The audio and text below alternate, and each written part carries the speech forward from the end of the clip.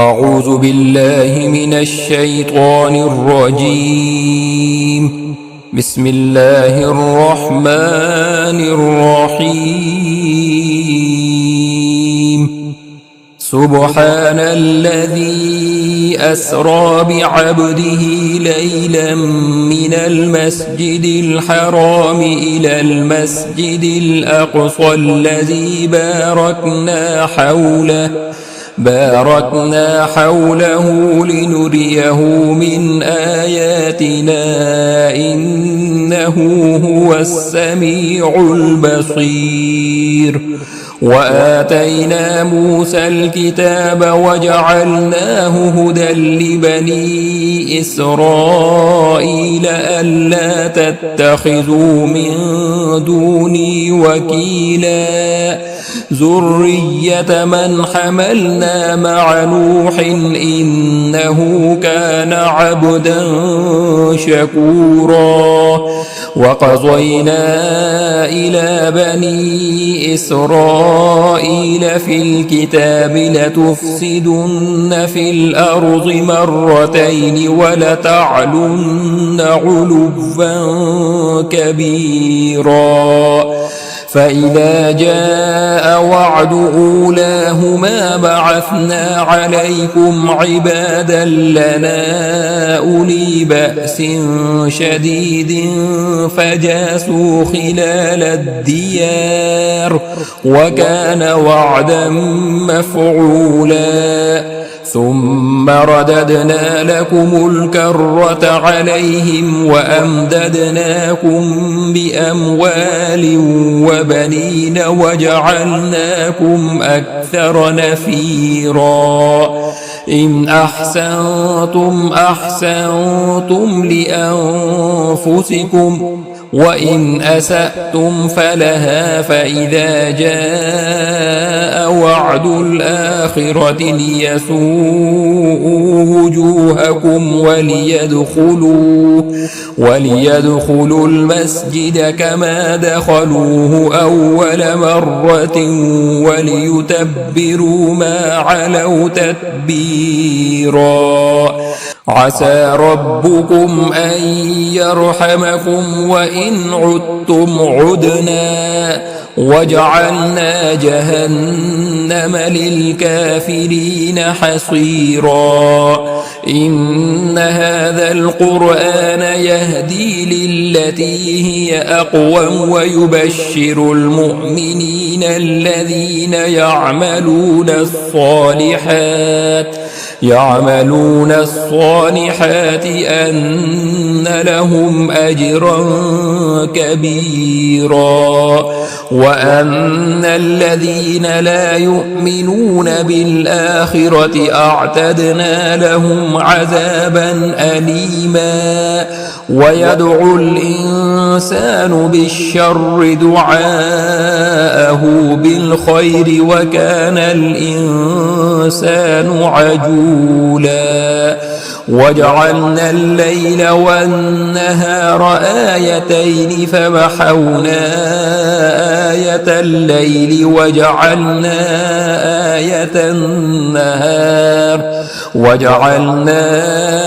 آية النهار مبصرة لتبتغوا فضلا من ربكم ولتعلموا عدد السنين والحساب وكل شيء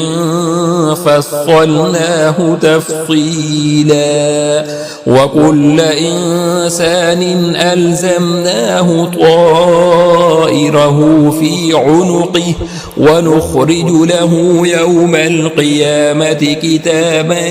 يلقاه منشورا. اقرأ كتابك كفى بنفسك اليوم عليك حسيبا. من اهتدى فإنما يهتدي لنفسه ومن ضل فإنما يضل عليها ولا تزر وازرة وزر أخرى وما كنا معذبين حتى نبعث رسولا. وإذا أردنا أن نهلك قرية أمرنا متر فيها ففسقوا فيها فحق عليها القول فدمرناها تدميرا. وكم أهلكنا من القرون من بعد نوح وكفى بربك بذنوب عباده خبيرا بصيرا. من كان يريد العاجلة عجلنا له فيها ما نشاء لمن نريد ثم جعلنا له جهنم يصلاها مذموما مدحورا. ومن أراد الآخرة وسعى لها سعيها وهو مؤمن فأولئك كان سعيهم مشكورا. كلا نمد هؤلاء وهؤلاء من عطاء ربك وما كان عطاء ربك محظورا. انظر كيف فضلنا بعضهم على بعض وللآخرة أكبر درجات وأكبر تفضيلا. لا تجعل مع الله إلها آخر فتقعد مذموما مخذولا. وقضى ربك ألا تعبدوا إلا إياه وبالوالدين إحسانا. إما يبلغن عندك الكبر أحدهما أو كلاهما فلا تقل لهما أف ولا تنهرهما وقل لهما قولا كريما. واخفض لهما جناح الذل من الرحمة وقل رب ارحمهما كما ربياني صغيرا. ربكم أعلم بما في نفوسكم إن تكونوا صالحين فإنه كان للأوابين غفورا. وآت ذا القربى حقه والمسكين وابن السبيل ولا تبذر تبذيرا. إن المبذرين كانوا إخوان الشياطين وكان الشيطان لربه كفورا. وإما تعرضن عنهم ابتغاء رحمة من ربك ترجوها فقل لهم قولا ميسورا. ولا تجعل يدك مغلولة إلى عنقك ولا تبسطها كل البسط فتقعد ملوما محسورا. إن ربك يبسط الرزق لمن يشاء ويقدر إنه كان بعباده خبيرا بصيرا. ولا تقتلوا أولادكم خشية إملاق نحن نرزقهم وإياكم إن قتلهم كان خطأ كبيرا. ولا تقربوا الزنا إنه كان فاحشة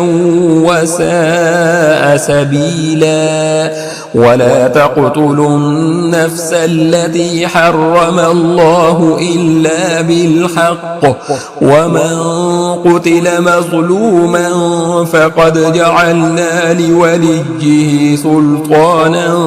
فلا يسرف في القتل إنه كان منصورا. ولا تقربوا مال اليتيم إلا بالتي هي أحسن حتى يبلغ أشده وأوفوا بالعهد إن العهد كان مسؤولا وأوفوا الكيل إذا كلتم وزنوا بالقسطاس المستقيم ذلك خير وأحسن تأويلا ولا تقف ما ليس لك به علم إن السمع والبصر والفؤاد كل أولئك كان عنه مسؤولا ولا تمش في الأرض مرحا إنك لن تخرق الأرض ولن تبلغ الجبال طولا كل ذلك كان سيئه عند ربك مكروها ذلك مما أوحى إليك ربك من الحكمة ولا تجعل مع الله إلها آخر فتلقى في جهنم ملوما مدحورا أفأصفاكم ربكم بالبنين واتخذ من الملائكة إناسا إنكم لتقولون قولا عظيما ولقد صرفنا في هذا القرآن ليذكروا وما يزيدهم إلا نفورا قل لو كان معه آلهة كما يقولون إذا لابتغوا إلى ذي العرش سبيلا سبحانه وتعالى عما يقولون علوا كبيرا تسبح له السماوات السبع والأرض ومن فيهن وإن من شيء إلا يسبح بحمده ولكن لا تفقهون تسبيحهم إنه كان حليما غفورا وإذا قرأت القرآن جعلنا بينك وبين الذين لا يؤمنون بالآخرة حجابا مستورا وجعلنا على قلوبهم أكنة أن يفقهوه وفي آذانهم وقرا وإذا ذكرت ربك في القرآن وحده ولوا على أدبارهم نفورا نحن أعلم بما يستمعون به إذ يستمعون إليك وإذ هم نجوى إذ يقول الظالمون إن تتبعون إلا رجلا مسحورا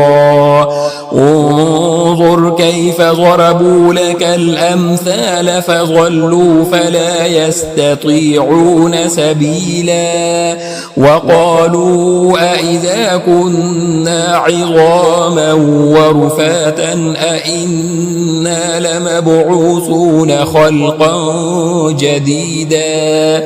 قل كونوا حجارة أو حديدا أو خلقا مما يكبر في صدوركم فسيقولون من يعيدنا قل الذي فطركم أول مرة فسينغضون إليك رؤوسهم ويقولون متى هو قل عسى أن يكون قريبا يوم يدعوكم فتستجيبون تسبحون بحمده وتظنون إن لبثتم إلا قليلا وقل لعبادي يقولوا التي هي أحسن إن الشيطان ينزغ بينهم إن الشيطان كان للإنسان عدوا مبينا ربكم أعلم بكم إن يشأ يرحمكم أو إن يشأ يعذبكم وما أرسلناك عليهم وكيلا وربك أعلم بمن في السماوات والأرض ولقد فضلنا بعض النبيين على بعض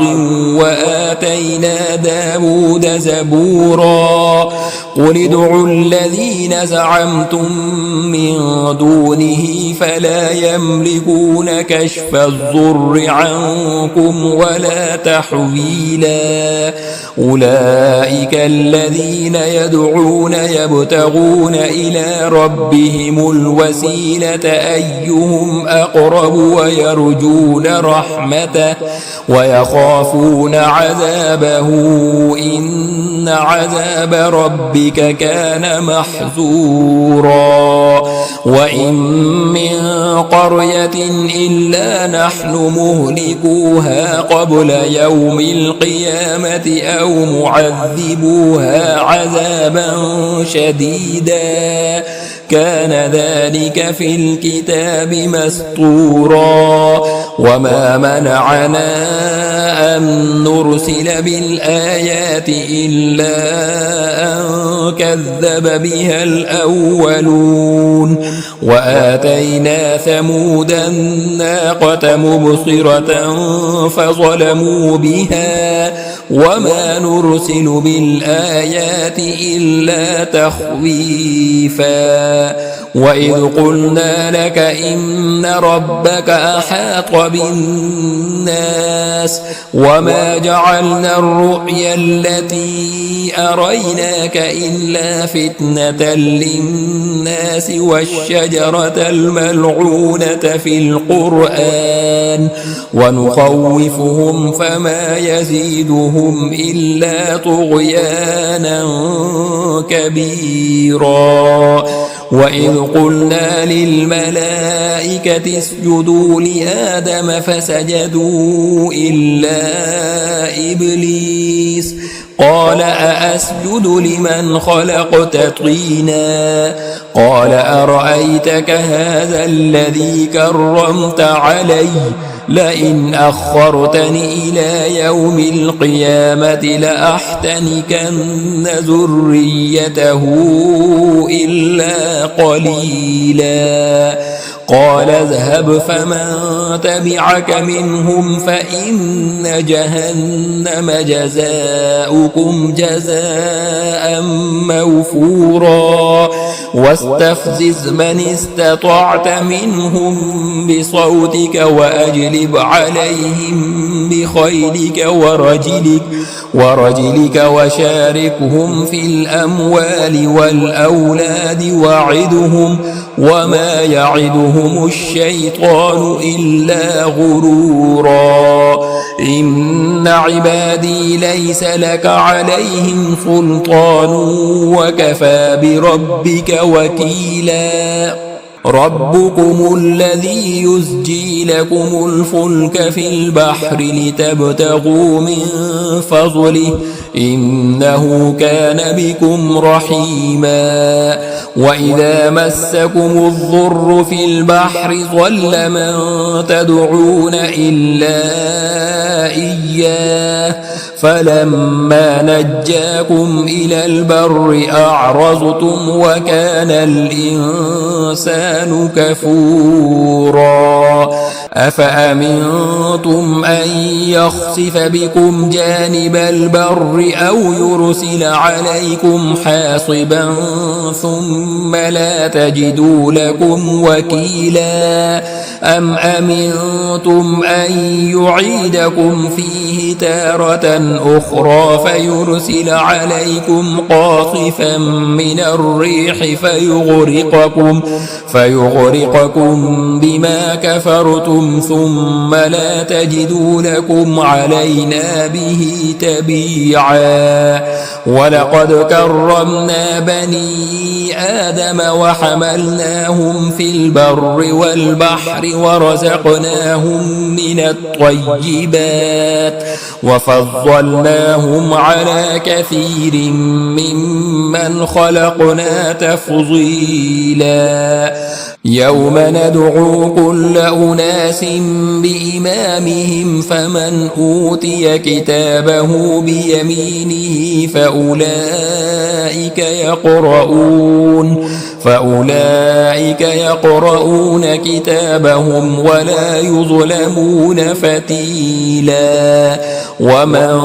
كان في هذه أعمى فهو في الآخرة أعمى وأضل سبيلا وإن كادوا ليفتنونك عن الذي أوحينا إليك لتفتري علينا غيره وإذا لاتخذوك خليلا ولولا أن ثبتناك لقد كدت تركن إليهم شيئا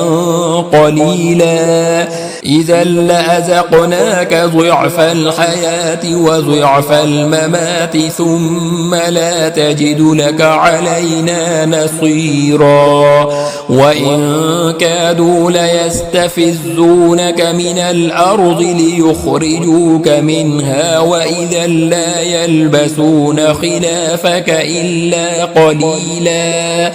سنة من قد أرسلنا قبلك من رسلنا ولا تجد لسنتنا تحويلا أقم الصلاة لدلوك الشمس إلى غسق الليل وقرآن الفجر إن قرآن الفجر كان مشهودا ومن الليل فتهجد به نافلة لك عسى أن يبعثك ربك مقاما محمودا وقل رب أدخلني مدخل صدق وأخرجني مخرج صدق واجعل لي من لدنك سلطانا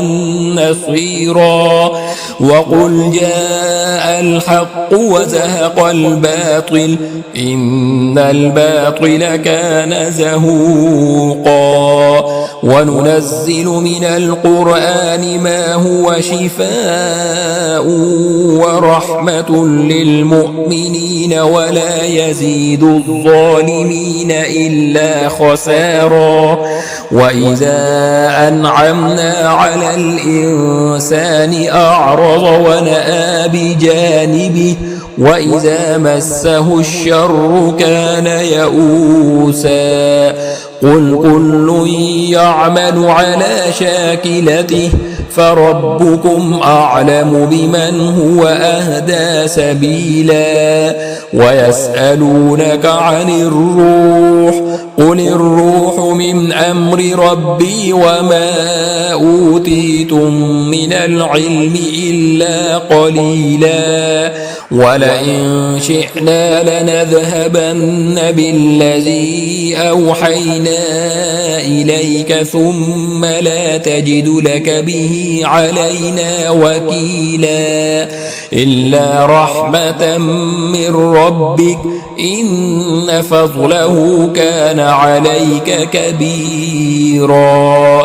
قل لئن اجتمعت الإنس والجن على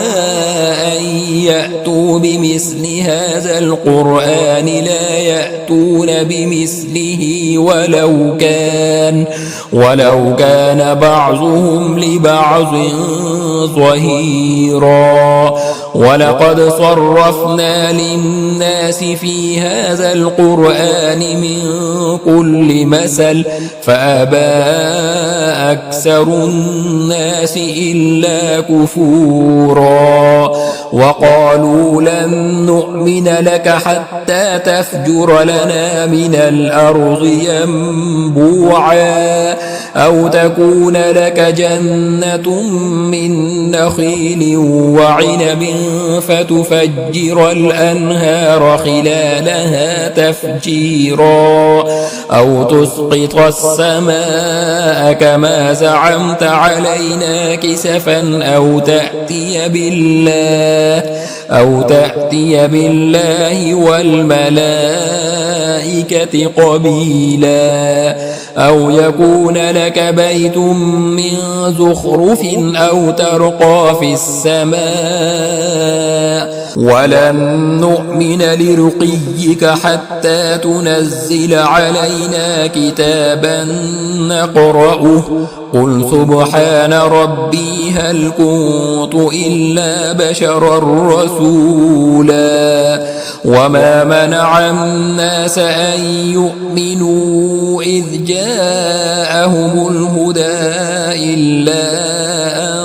قالوا أبعث الله بشرا رسولا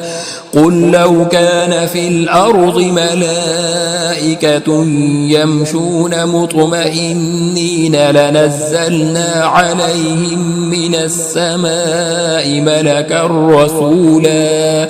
قل كفى بالله شهيدا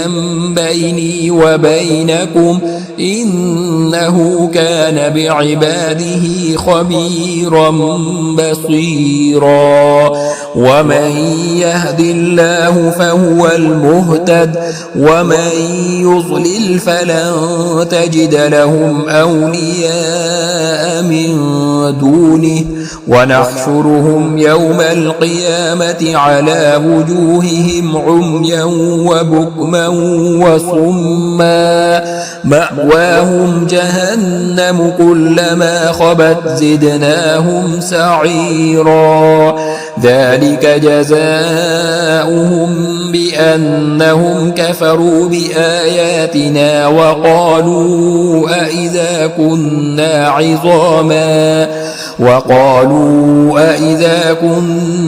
عظاما ورفاتا أئنا لمبعوثون خلقا جديدا أولم يروا أن الله الذي خلق السماوات والأرض قادر على أن يخلق مثلهم وجعل لهم أجلا لا ريب فيه فأبى الظالمون إلا كفورا قل لو أنتم تملكون خزائن رحمة ربي إذا لأمسكتم خشية الإنفاق وكان الإنسان قتورا ولقد آتينا موسى 9 آيات بينات فاسأل بني إسرائيل إذ جاءهم فقال له فرعون إني لأظنك يا موسى مسحورا قال لقد علمت ما أنزل هؤلاء إلا رب السماوات والأرض بصائر وإني لأظنك يا فرعون مسبورا فأراد أن يستفزهم من الأرض فأغرقناه ومن معه جميعا وقلنا من بعده لبني إسرائيل اسكنوا الأرض فإذا جاء وعد الآخرة جئنا بكم لفيفا وبالحق أنزلناه وبالحق نزل وما أرسلناك إلا مبشرا ونذيرا وقرآنا فرقناه لتقرأه على الناس على مكث ونزلناه تنزيلا قل آمنوا به أو لا تؤمنوا إن الذين أوتوا العلم من قبله إذا يتلى عليهم يخرون للأذقان سجدا ويقولون سبحان ربنا إن كان وعد ربنا لمفعولا ويخرون للأذقان يبكون ويزيدهم خشوعا قل ادعوا الله أو ادعوا الرحمن أيما تدعوا فله الأسماء الحسنى ولا تجهر بصلاتك ولا تخافت بها وابتغ بين ذلك سبيلا وقل الحمد لله الذي لم يتخذ ولدا ولم يكن له شريك في الملك ولم يكن له ولي من الذل وكبره تكبيرا.